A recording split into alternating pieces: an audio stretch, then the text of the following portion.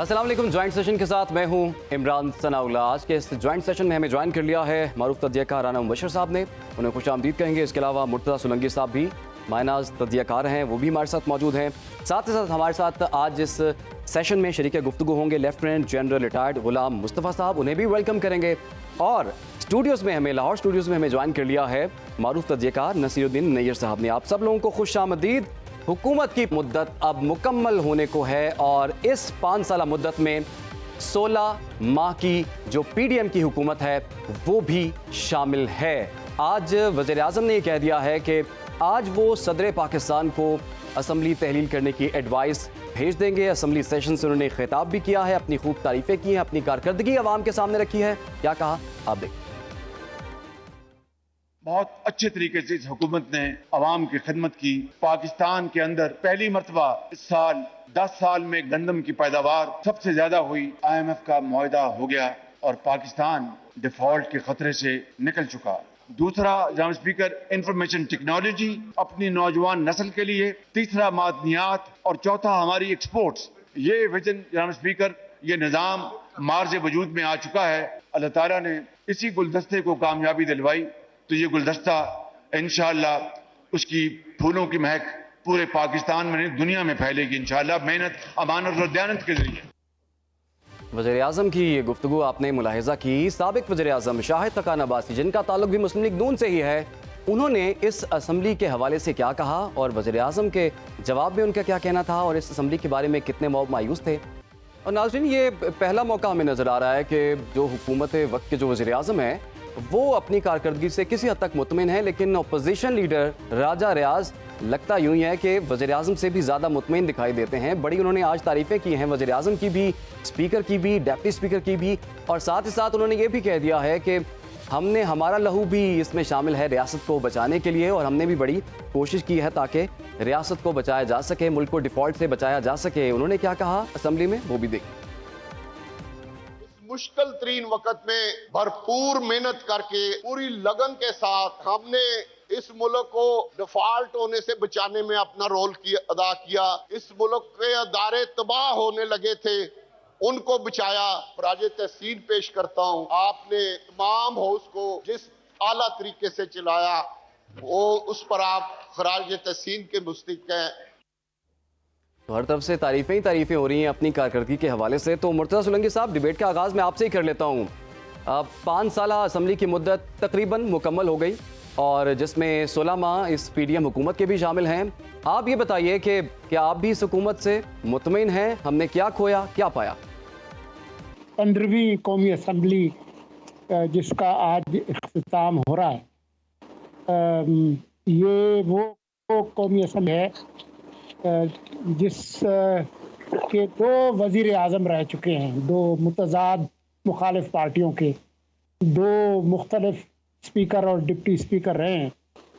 और अगर आज रात ये तहलील हो जाती है तो 1823 दिन कुल इसकी उम्र होगी। मज़ेदार जो हिंसा है वो ये है कि 18 में ये बनी थी और 23 में ये जा रही है, तो इन दिनों के अंदर ये दोनों साल इसमें मौजूद है। ये अलबत्ता कहना कि जी ये इस हुकूमत की शानदार कारकर्दगी, वो जिसको कहते हैं ना ब्लोइंग योर ओन ट्रम्पेट, पिछले जो वज़ीर आज़म थे वो भी यही करते थे। मेरे ख्याल में हमें जो पिछली ये आज की हुकूमत भी अब पिछली में शुमार हो जाएगी अनकरीब, तो इन दोनों का जायज़ा जो है वो तनकीदी तौर पर देना चाहिए, देखना चाहिए।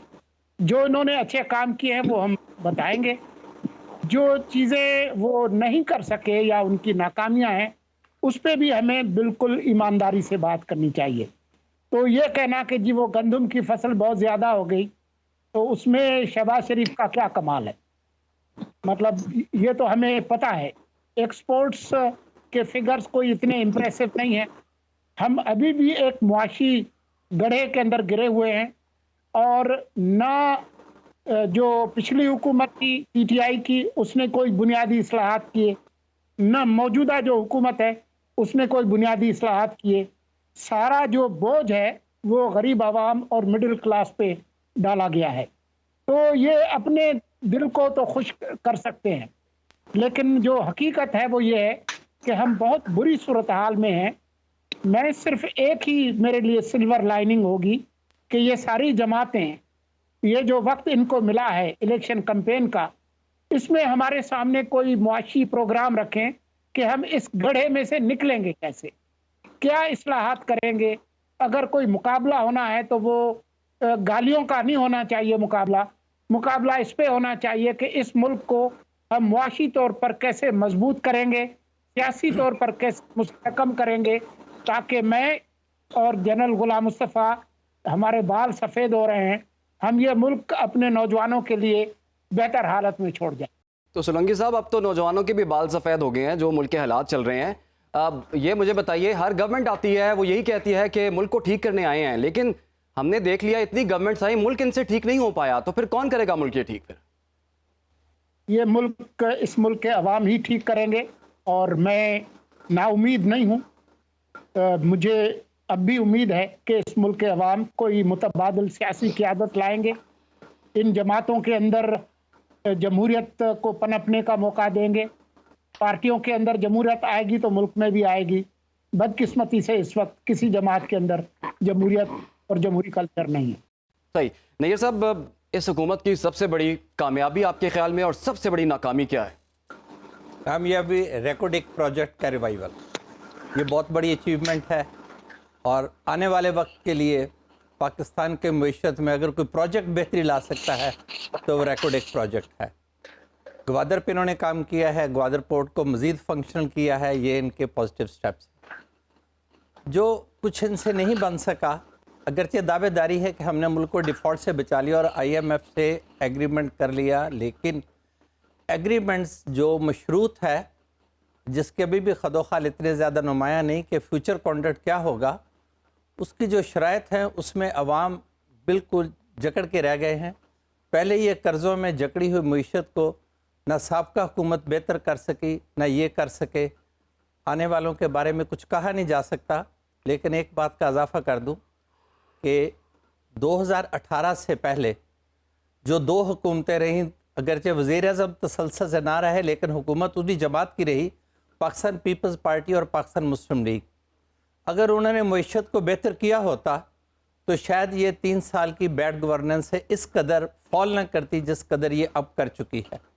तो ये एक सब ने अपना अपना हिस्सा डाला है इस मुल्क को कर्ज़ों के तले लाने में। अब कोई लाख दावे करे कि पिछली हुकूमत ने सर झुका दिया कौम का, सब कर्ज़ों का शिकार रहे हैं, सब ने कर्ज़ मिलने पे शुक्राने के नफल अदा किए हैं।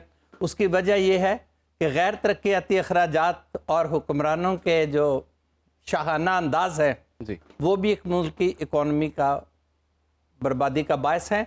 और जो कुछ नहीं हो सका वो मैं ज़रा वजाहत से बता दूं। आइन का तकाजा था कि दोनों सूबों में असम्बली तहलील होने के बाद इंतखाबात करवाए जाते। उस आइनी तकाजे को पसे पुश डाला गया, सुप्रीम कोर्ट के हुक्म की तामील न की गई। सुप्रीम कोर्ट ने यहाँ तक हुक्म दिया कि they are in breach of constitutional provisions, लेकिन उसके मुकाबले में पार्लियामेंट में जो लहजा या अंदाज़े बयान वो कुछ काबिल सताइश ना था। ये भी याद रखें कि गाली गलोच किस किस तरफ नहीं होती जी।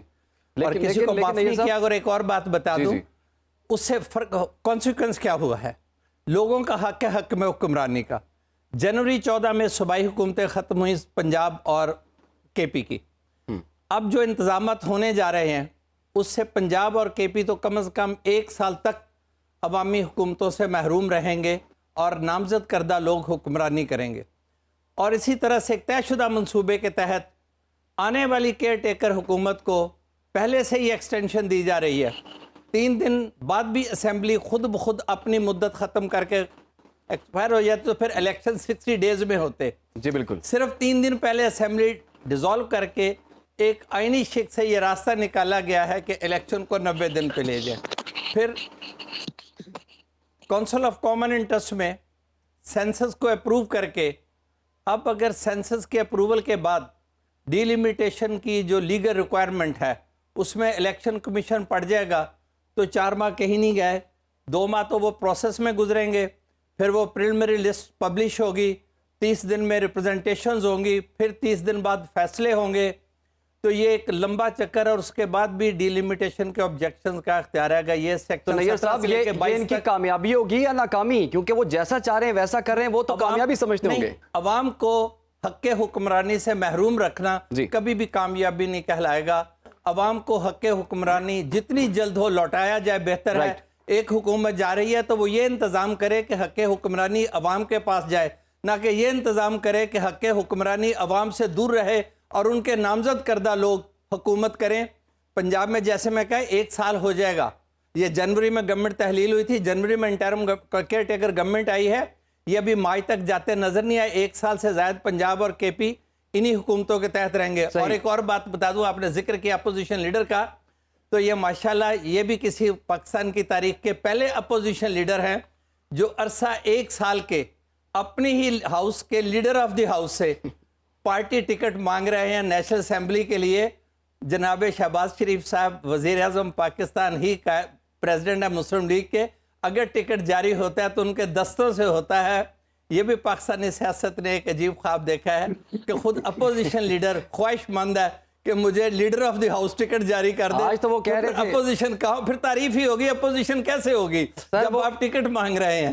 आज वो ये कह रहे थे कि हमने भी अपना खून दिया है इस रियासत को बचाने के लिए। बिल्कुल अपोजिशन की जिस जनरल साहब लेजिस्लेशन हुई है, किसी को पता ही नहीं चला कौन सी लेजिस्लेशन किस वक्त हो गई। टाइम दूसरे दोस्त साथियों का है, मैं उससे ज्यादा बात नहीं करना चाहता। दोबारा आपकी जानिब आएंगे सर। लेकिन जनरल साहब आप ये बताइए, ये जो पीडीएम की हुकूमत जा रही है, ये क्या छोड़ के जा रही है?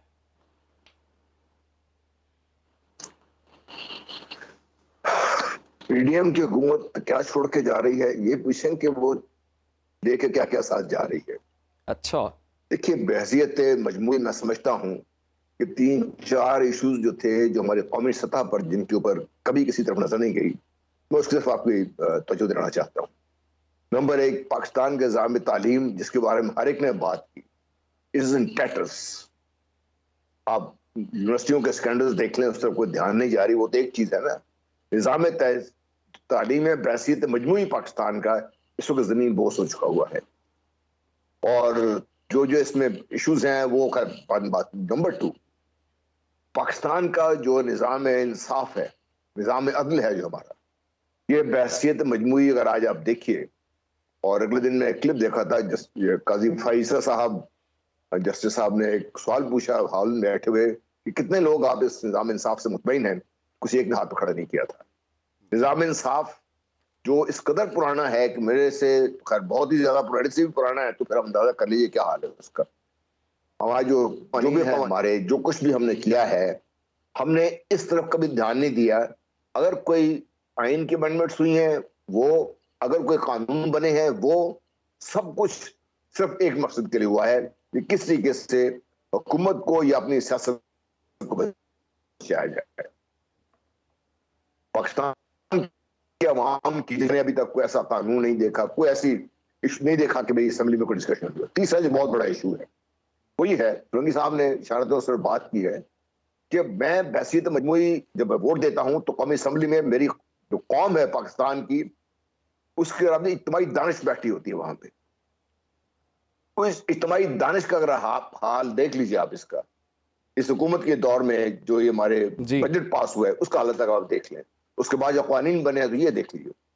तो अगर ये इज्तिमाई दानिश मेरी कौम की ये है कि सिवाय यस सर को ये कहने के कि भी मुझे पता नहीं क्या कानून पास हुआ, कोरम है नहीं है, ऐसी कोई फिक्र नहीं है, तो अगर ये मेरी इज्तिमाई दानिश है मेरे मुल्क की, तो फिर इस मुल्क के बारे में हम जो भी हमें खुशफहमी है। ये जनरल साहब आपने बड़ा अहम नुक्ता उठाया है।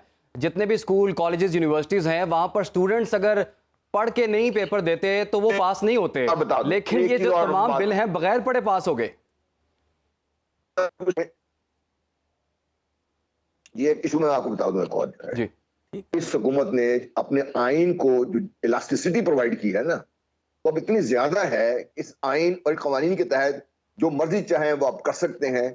इसके तहत कभी कोई सजा पाने चाहिए नहीं किसी को, लेकिन आप देखिएगा कि यही चीज हम इस्तेमाल करने जी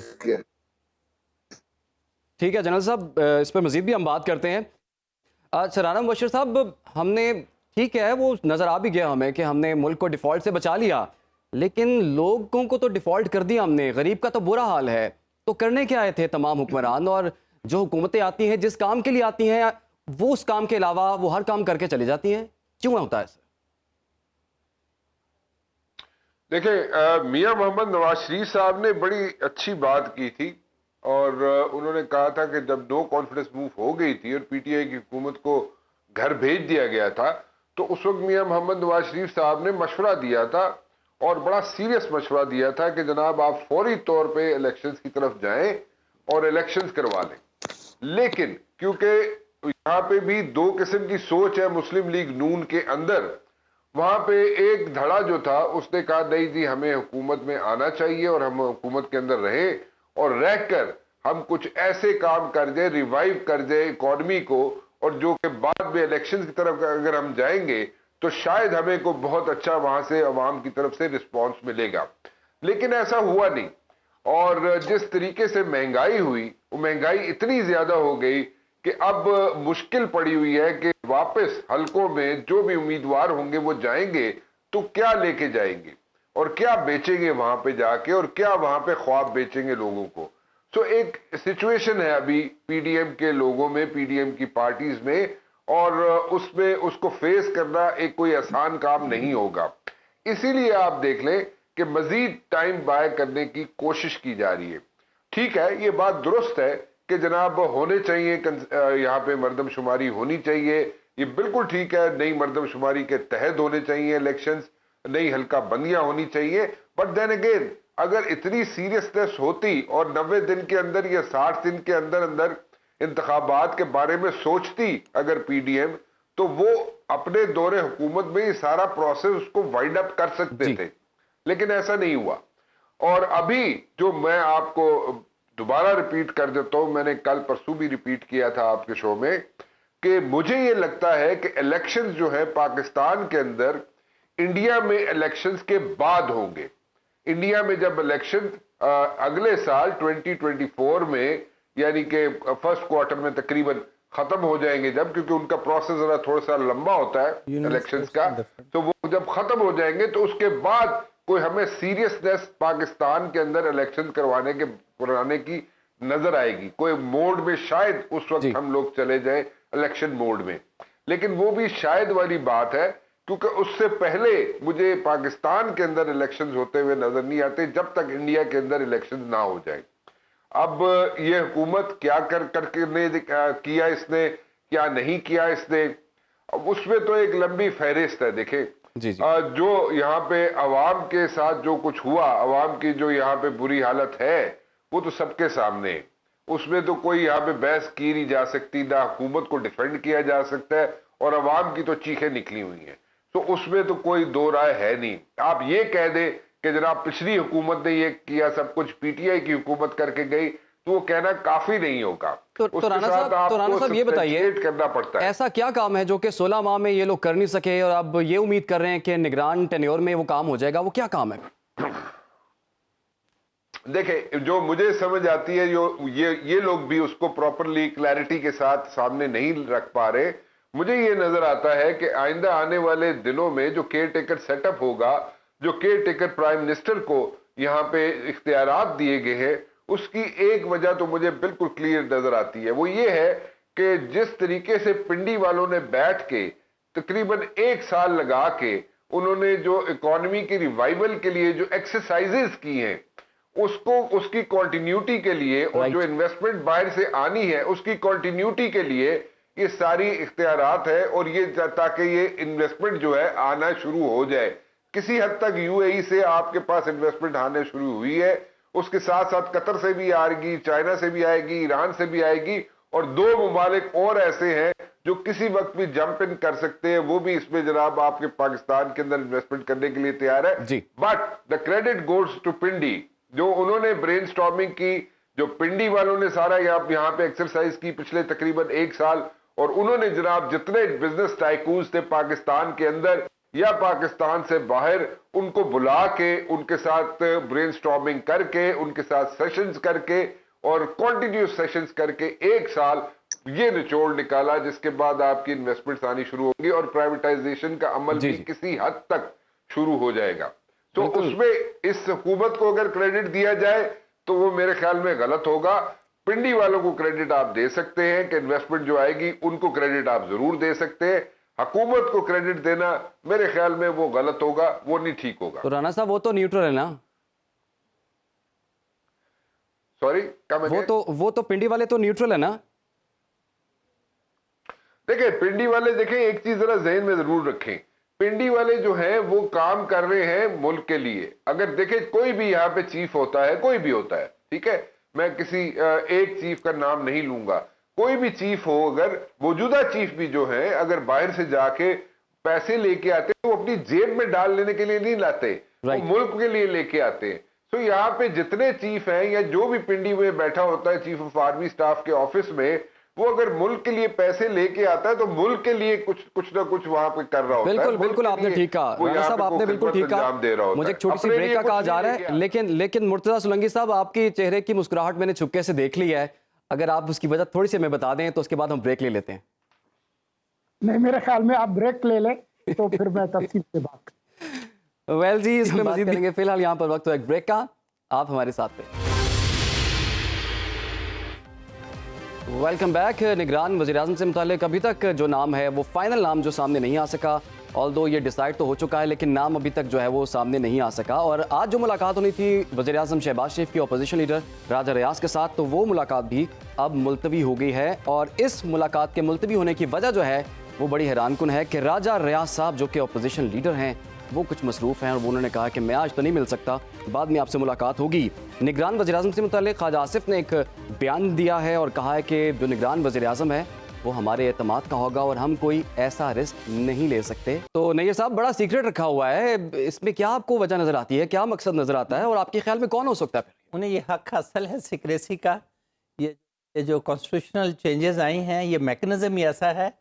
हो सकता है as a student of law मैं प्रिडिक्ट करूं कि सूनर और लेटर किसी वक्त कोई नेशनल असेंबली या पार्लियामेंट ये रियलाइज़ करे कि जो सिस्टम दिया गया है इन इलेक्शंस के लिए केयर टेकर अरेंजमेंट का, इट्स एन अदर फेलियर, तो कंटिन्यूएशन ही बेहतर है। अगर जाने वाली हुकूमत ने अपने ही लोगों को इक़्तिदार सुपुर्द करके जाना है तो बेहतर है ओरिजिनल स्कीम ऑफ कॉन्स्टिट्यूशन के मुताबिक वही कंटिन्यू कर लें और एक फेयर इलेक्शन हो जाए और इलेक्शन कमीशन को ज़्यादा एम्पावर कर दिया जाए।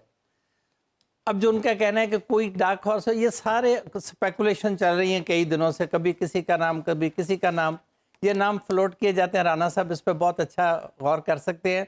मैंने सिर्फ एक बात की, उन्होंने बात की बहुत अच्छी कि बहुत ज़्यादा एक अदारे का कॉन्डक्ट हमेशा से नेशनलिस्ट है, प्रो पाकिस्तान है, कोई डाउट नहीं कर सकता कि उनकी एफर्ट्स हमेशा पाकिस्तान को प्रोटेक्ट करने के लिए और इसकी इकोनॉमिक डेवलपमेंट के लिए ही रही हैं। लेकिन एक सवाल पैदा होता है कि क्या इस सहूलतकारी के लिए गैर मुंतखब हुकूमतों को जवाज़ देना या उन्हें तूल देना ज़रूरी है? क्या यही काम मुंतखब हुकूमतों के साथ तावन करके, जैसे अब भी हो रहा है, फैसिलिटेशन कौंसल बनी है, क्या नई मुंतखब हुकूमत उस फैसिलिटेशन कौंसल के साथ काम नहीं कर सकती? बिल्कुल कर सकती है। नेक नीति की ज़रूरत है सियासी लोगों में भी। तसादम की बजाय सियासी लोग भी तावन का रास्ता अपनाएं और सब लोग पाकिस्तान के लिए सोचें। ये इकॉनमी को सियासतदानों ने ही बर्बाद किया है और हुक्मरानों ने बर्बाद किया है। अब कोई बाहर से तो लोग आएंगे नहीं इसे बचाने के लिए। इन्हीं सियासतदानों ने और हुक्मरानों ने इस मुल्क को सुधारना है, but with the help of popular vote of the public. अवाम के पॉपुलर मैंडेट के साथ गवर्नमेंट्स बने, क्लियर डेमोक्रेटिक मैनर में वो गवर्नमेंट्स को रन करें, इंतकाम को छोड़ दें। बहुत कुछ हो चुका, हर जमात कहती है हमने कुछ गलत नहीं किया, अवाम की हालत बद से बदतर, बिल्कुल, और गलत जो होना है वो सबको नज़र आ रहा है कि क्या सही नहीं हुआ और क्या होना चाहिए था। जो कुछ कह रहे थे कि हम दोनों ने IMF को सीधा कर रहे थे, उन्हें खुद IMF ने सीधा कर दिया। कभी तक कह रहे हैं कि हम उनकी शरारत के हाथों मजबूर हैं और हमने पता नहीं कैसे कैसे झुक के ये एग्रीमेंट किया है IMF के साथ, और वो भी अभी कंडीशनल है, अंडर ऑब्जर्वेशन है पाकिस्तान इकोनॉमी। किसी वक्त भी कोई सीरियस कॉन्सिक्वेंस हो सकता है। Nothing is out of site. हम सर्टन नहीं हैं जी कि हमारी इकोनॉमी क्या शेप लेगी। अभी तो हम फॉलिंग कंडीशन में हैं। अगर ये इंटरम अरेंजमेंट से चंद दिनों के लिए बच गए हैं तो 6 माह बाद फिर यही सूरत हाल पैदा होगी। हमें फिर फॉरेन एक्सचेंज रिजर्वायर की ज़रूरत पड़ेगी, फिर एड की ज़रूरत पड़ेगी। हम आदी हो गए हैं कर्ज़ों के सहारे जीने के, हम आदी हो गए हैं बैरूनी इमदाद के, हम आदी हो गए हैं इन रिक्वेस्ट के कि जी फलां मुल्क हमारी मदद को आ जाएगा, 3 मुल्क हमारे यानी हमने कि पक्के रखे हुए हैं कि जी ये हमारी मुआशी मदद करेंगे, हमें कर्जे देंगे। आपने सर हमारा बड़ा अहम नुकता सिचुएशन उठाया, आपके बेहतर मुताबिक करेंगे। अभी खतरा जो है वो टला नहीं है। लेकिन सोलंकी साहब, एक मामला तो क्लियर कर दिया है राजा रियाज साहब ने। उन्होंने कहा कि जो भी निगरान वज़ीर आज़म होगा ना, वो पाकिस्तानी होगा। तो इस बात का क्या मतलब है? क्या किसी दूसरे बंदे को भी कंसिडर किया जा रहा था? अगर एक जुमले की इजाजत हो तो फिक्र हर कस बकदरे हिम्मत जी जी प्लीज। मैंने कहा सोलंकी साहब फिक्र हर कस बकदरे हिम्मत उन्हें सिर्फ यही पता है कि पाकिस्तानी होना है। जी सोलंकी साहब। देखें जी, हमारी जो रिवायत है उसमें तो एक साहब मुइन कुरैशी भी थे जी जिनका शनाख्ती कार्ड भी नहीं बना हुआ था, वो आकर निगरान वजीर आज़म बन गए थे। इसी तरह से बहुत सारे नाम जो लिए जा रहे हैं उनमें काफ़ी नाम ऐसे हैं किसी का कोई अकामा है, किसी का ग्रीन कार्ड है, किसी की डुअल नेशनलिटी है। तो जो राजा साहब हैं वो राजा हैं, वो कुछ भी कह सकते हैं जी। क्योंकि आज वो बहुत ज़्यादा मसरूफ़ हैं, उनकी गुनागुन मसरूफियत उनको इजाज़त नहीं दे रही कि वो वज़ीर आज़म से लेकिन सोलंकी साहब, on a very lighter note, Raja Riyaz साहब का वो डायलॉग बड़ा मशहूर है। वो कहते हैं मुझे किसी ने पहचाना ही नहीं। तो आज तो सब उनको पहचानते हैं। लेकिन क्योंकि आईनी तौर पर 3 दिन है उनके पास, तो वो फैसला कर लेंगे, कोई ऐसी परेशानी की बात नहीं है। लेकिन मैं ख्वाजा आसिफ की जो बात है वो मुझे मेरे दिल को लगती है। मेरे ख्याल में ये जितने भी नाम लिए जा रहे हैं शायद इनमें से कोई नाम भी ना हो, तो मुझे कोई हैरानी नहीं होगी कि कोई ऐसा शख्स तो जो नुमाया सोलंकी साहब एक और नाम भी तो सामने आ रहा है मार्केट में, वो जलील अब्बास जिलानी साहब का है। आप समझते हैं जो नए नाम आ रहे हैं वाकई इनको कंसिडर किया जा रहा है या फिर ये भी एक कोई डिसेप्शन तो नहीं? देखें, जलील अब्बास जिलानी साहब बहुत एक मंझे हुए सफारतकार हैं और उनका बड़ा तजुर्बा है। लेकिन उनके हवाले से आज ये खबर भी चली कि जी वो वज़ीर आज़म हाउस बुला लिया शहबाज शरीफ ने। मेरे जो ज़राए हैं उन्होंने इसकी तस्दीक नहीं की। मेरे ज़राए के मुताबिक वो वहाँ नहीं गए, न वज़ीर आज़म साहब ने उनको बुलाया था। इसका मतलब ये हरगिज़ नहीं है कि उनका नाम उस पर बात नहीं होगी, ज़रूर वो अंडर डिस्कशन होगा। लेकिन मुझे लगता है कि जितने भी नाम लिए जा रहे हैं उनमें से कोई नाम भी नहीं होगा। राइट। कुछ लोग तो ये भी कह रहे हैं कि जी डेडलॉक है और हमने ये भी देखना है कि किसका नाम वीटो कर रहा है। इस पर बात करेंगे लेकिन एक ब्रेक के बाद। Welcome back. हमारे ख्याल के प्रोग्राम में राना मुबशर साहब ने एक तरफ इशारा दिया था। उन्होंने क्या कहा था, पहले आपको वो दिखाते हैं और सुनवाते भी हैं, फिर उससे राना साहब से बात भी करते हैं कि उन्होंने किस तरफ इशारा किया था। ये जरा देखिए। आपको कोई ऐसा बंदा मिलेगा जिसके बहुत अच्छे टाइल्स होंगे इन अमेरिका, एंड उसको पता होगा कि अमेरिका के अंदर सिस्टम कैसे काम करता है, अमेरिकन सिस्टम कैसा काम करता है, और अमेरिका के अंदर जो डोनर्स हैं या लेंडर्स हैं वो कैसे काम करते हैं। एक सोल सुपर पावर है, आप उसको नाराज नहीं कर सकते कि we are dependent on them. आप सिर्फ फाइनेंशियली डिपेंडेंट नहीं है उन पे, there are so many other things जिन पे आप डिपेंडेंट है अमेरिका पे। और अमेरिका के अंदर अमेरिकन सिस्टम को समझना बहुत जरूरी है, and you will get that caretaker prime minister who knows each and everything. तो राणा साहब, ये जितनी खूबियां आपने बयान की हैं, क्या ये बंदा मिल गया हमें? देखें, बंदा तो आपको मिल चुका हुआ है, मैं कई दफा कह चुका हूं। बंदा आपको मिल चुका हुआ है, बंदे का नाम भी डिसाइड हो चुका हुआ है। सिर्फ आपको, यानी कि मुझे, आपको या पब्लिक की कंजम्पशन के लिए अभी उसका नाम नहीं लिया जा रहा। तो राणा साहब, अगर आप मुझे उस बंदे का नाम बता देना तो मैं किसी को नहीं बताऊंगा, प्रॉमिस। मैं एडा भी भोला नहीं है। लेकिन जिसको भी मैं बताऊंगा उससे कहूंगा कि आपने आगे किसी को नहीं बताना। गल वही होगी ना। तो बहरहाल मैं इसीलिए कह रहा हूँ ना, मैं एडा भी भोला नहीं है। तो एनीवेज द पॉइंट इज कि देखे, आपको आपका सब कुछ डिसाइड हो चुका हुआ है। सब मैं आपको दोबारा रिपीट कर देता हूँ ये जो आप बात कर रहे थे ना अभी राजा रियाज साहब की, उनके पास टाइम नहीं है, और राजा रियाज तो उसको तो पछाड़ता कोई नहीं है, ठीक है, तो वो आप क्या बातें कर रहे हैं, राजा रियाज साहब के पास टाइम नहीं है, फॉर गॉड सेक्स यार, मतलब कि उनके पास टाइम नहीं है तो एक मजाक है, ठीक है। सो एनीवेज मैं आपको फिर रिपीट कर देता हूं कि बंदा और कैबिनेट और कैबिनेट्स एंड चीफ मिनिस्टर्स सब डिसाइडेड है, everything has been decided and it was decided like ages ago, तो उसमें कोई दो राय नहीं है। सो उसको बिल्कुल आप ज़हन में क्लैरिटी रखें।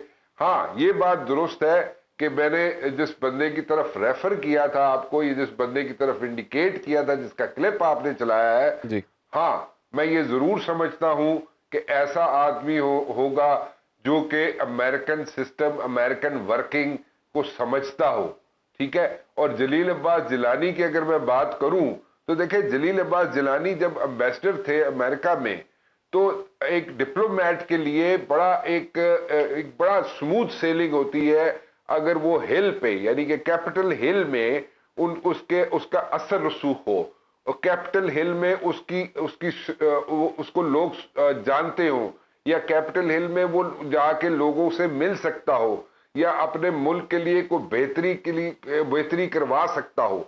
ये बड़ा एक इंपॉर्टेंट चीज होती है डिप्लोमेसी में। यहाँ पे कई एम्बेसडर्स मैंने देखे हैं अमेरिका के अंदर मौजूद है, पाकिस्तान के एम्बेसडर्स, जो 10-10 दिन अगर फोन कर दे उधर कैपिटल हिल में, या मतलब के ओवल ऑफिस में उनकी किसी सेक्रेटरीट में फोन कर दे तो उनको 10-10 दिन जवाब नहीं मिलता। तो आप समझने की कोशिश करें कि ऐसा आदमी जो एम्बेसडर रहा है पाकिस्तान का अमेरिका में, उसके घर में, दिस इज वेरी इंपॉर्टेंट, उसके घर में सिटिंग अमेरिकन प्रेसिडेंट खुद और उसकी बीवी मिशेल ओबामा खुद उसके घर पे चल के आते थे, और आके खुद ब्रंच के लिए खुद अपने आप को इनवाइट किया करते थे कि जी हमें ब्रंच करवाएं या हमें बारबेक्यू करवाएं। तो यू नीड टू अंडरस्टैंड कि ऐसा बंदा जिसके अच्छे लिंक्स हो वो बहुत जरूरी होता है। आपने बड़े बड़े अच्छे तरीके से हमें समझा भी दिया और बता भी दिया इशारतन। बहरहाल जनरल साहब, क्या आप इन तमाम बातों से एग्री करते हैं? इन बातों पे राणा साहब इस्लामाबाद में बैठे हुए हैं, पावर कॉरिडोर्स में इनका आना जाना है। मैं इनसे ऊपर तबसरा करने से भी डरता हूँ कि भाई इस्लामाबाद की ताकत हल्कों में इनकी बहुत वो है। देखिए, इशू पाकिस्तान में आप हैरान नहीं हो रहे हम सब इस चीज पे कि एक तो हमें, जैसे नैयर साहब ने कहा था कि हमें केयर खुद होना, ये हमारे लिए एक पर हम की हद है ये। और फिर हम इतने बड़े मुल्क के 24 करोड़ अवाम में से इतना कहतो रिजाल है, हम ऐसे चंद शख्सियात नहीं है जिनको पर आप एतमाद कर सकें कि ये पाकिस्तान के लिए काम करेंगी, किसी खास जमात के लिए काम नहीं करेंगी। ख्वाजा साहब का जो बयान है, ये बजात खुद एक बहुत बड़ी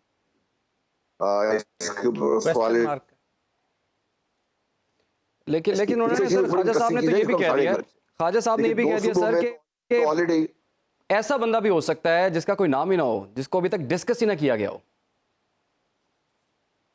तो मीडिया के से बात कर रहे थे, जो बात उन्होंने की थी कि हमारे बड़ा जरूरी चीज है बात समझना। उसी चीज देखिए, डेवलपमेंट है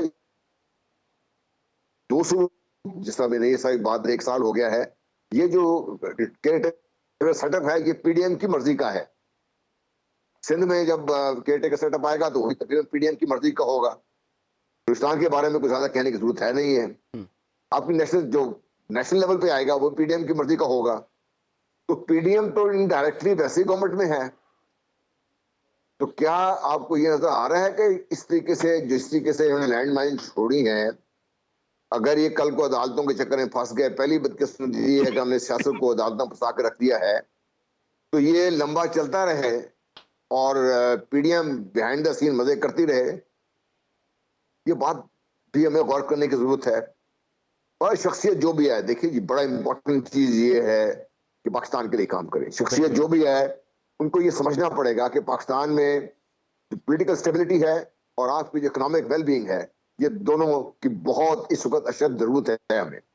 और जो इकोनॉमी है जिसकी तरफ अभी राणा साहब भी इशारा कर रहे थे, ये मैं ये समझता हूँ कि ये लॉन्ग टर्म जो प्लानिंग है जिस तरफ से ये आई है, और अगर वो उसके ऊपर पहरा दे के बैठेंगे तो फिर जो भी हुकूमत आए, जहां से भी आए, तो पाकिस्तान के जो पहिया शायद चलना शुरू हो जाए, अल्लाह करे। बिल्कुल क्योंकि जी, पाकिस्तान के अवाम के साथ बहुत आपने बुरा बहुत हुआ है अभी अहम तक। बहुत अहम नुक्ता उठाया। हम भी दुआ गो हैं कि जो भी शख्सियत आए वो मुल्क के लिए बेहतर हो, मुल्क की मुआशी तरक्की करे, मुल्क की सियासी बेहतरी के लिए काम करे। और हर शख्स ये पूछ रहा है कि आगे क्या होने वाला है, तो हम भी देख रहे हैं कि आगे क्या होगा।